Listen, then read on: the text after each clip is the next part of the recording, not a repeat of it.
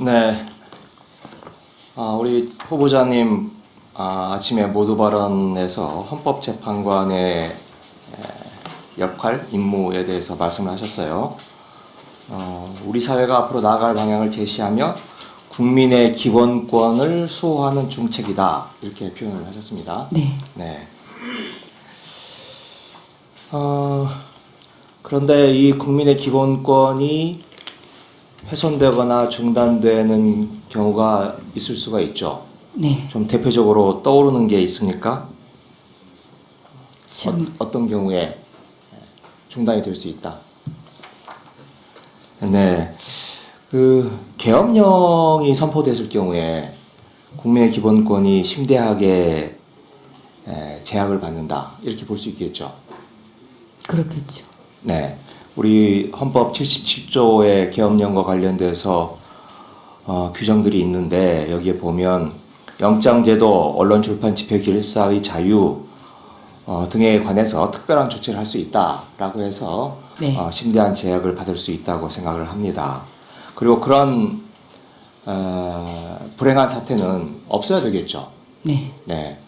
과거 이런 시대가 있었으나 이제 더 이상 우리 국민들이 계엄령이라는 단어 자체를 잊어버리는 그런 정도로 우리의 문화와 정치적 환경이 성숙했다라고 생각을 합니다. 동의하시죠? 네. 네. 왜 갑자기 이 이야기를 꺼내느냐 하면, 오늘 오전에 바쁘시다 보니까 뉴스를 못 보셨겠지만 조현천 전 기무사령관이 오늘 오전에 입국을 했어요. 이분이 기억을 떠올려 보시면 2018년이었죠. 계엄령 문건을 만들었다라고 하는 혐의를 받았고, 네. 미국에서 도망 다니다가 들어오지 않았어요.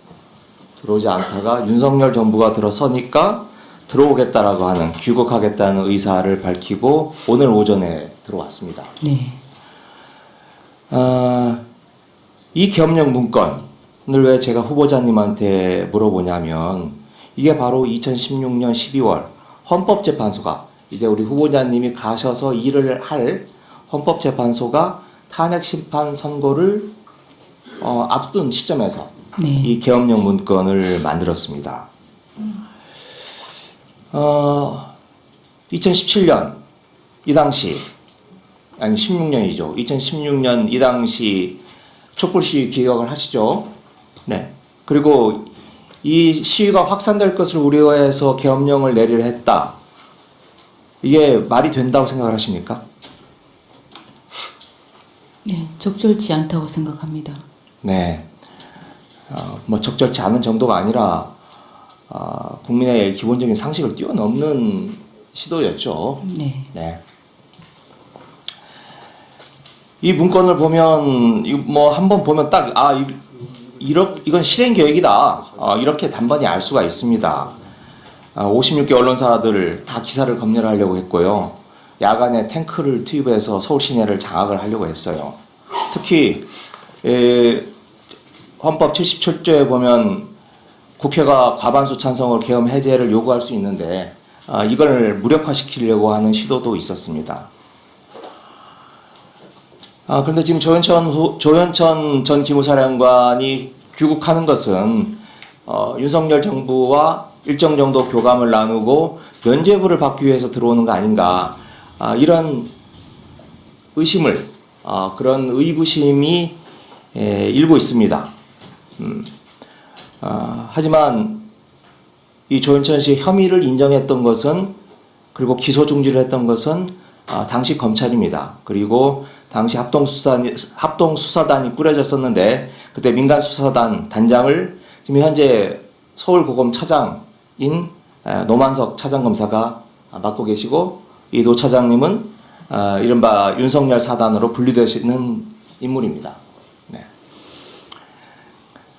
그래서 제가 판단하기에는 지금 귀국한 조현천에 대해서 바로 검찰이 구속영장을 청구하느냐 마느냐 여부로 검찰이 이 사건을 어떻게 바라보는지 시금석이 될 수 있다라고 생각을 합니다. 뭐 제가 여기에 대해서 후보자님의 견해를 듣기보다는 당연히 구속이 돼야 될 사람이라고 생각하는데 이 헌법질서의 지금 수호자시니까 이 문제에 대해서도 온 국민과 함께 좀 관심을 갖고 유심히 지켜봐 주시기를 당부드립니다. 알겠습니다. 제가 계엄 문건에 대해서 여쭤봤었는데 의견을 네.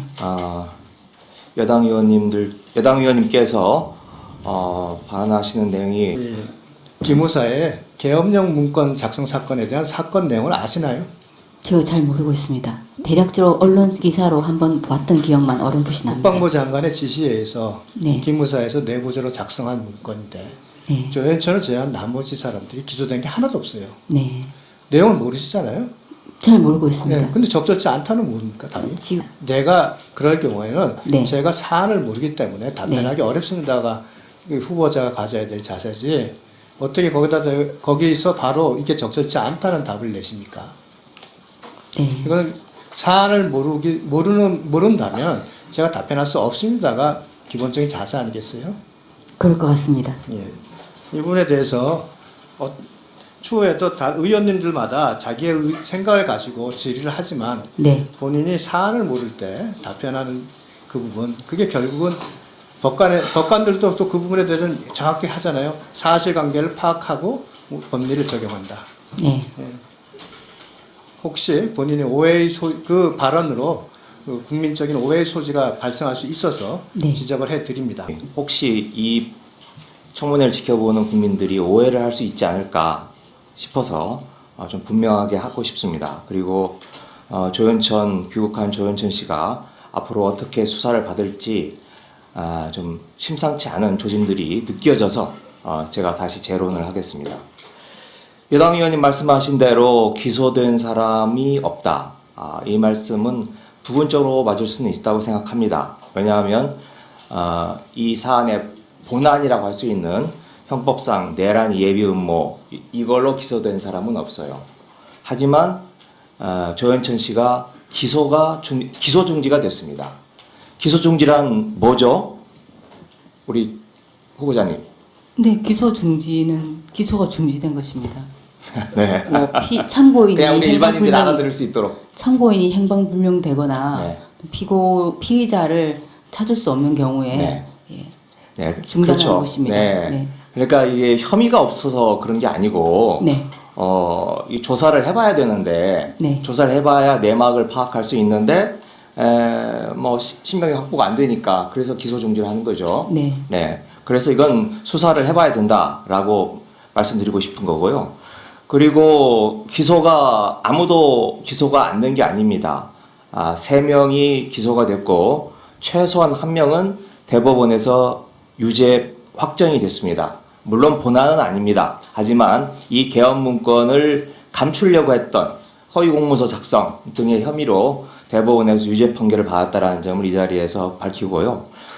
저는 이제 후보자님이 제 질문에 대한 답과 또 여당 의원님 말씀에 대하는 태도를 보면서 이런 생각이 들었어요. 이 자리가 굉장히 조심스러운 자리라는 건 저도 충분히 공감이 됩니다. 네. 그리고 정치적이고 예민한 사안에 대해서는 머뭇거릴 수밖에 없다라고 생각을 하는데, 그래도 이렇게 최소한 국민의 기본권을 지키는, 또 국민의 기본권이 조금이라도 침해될 가능성이 있는 사안에 대해서는 헌법 수호자시잖아요.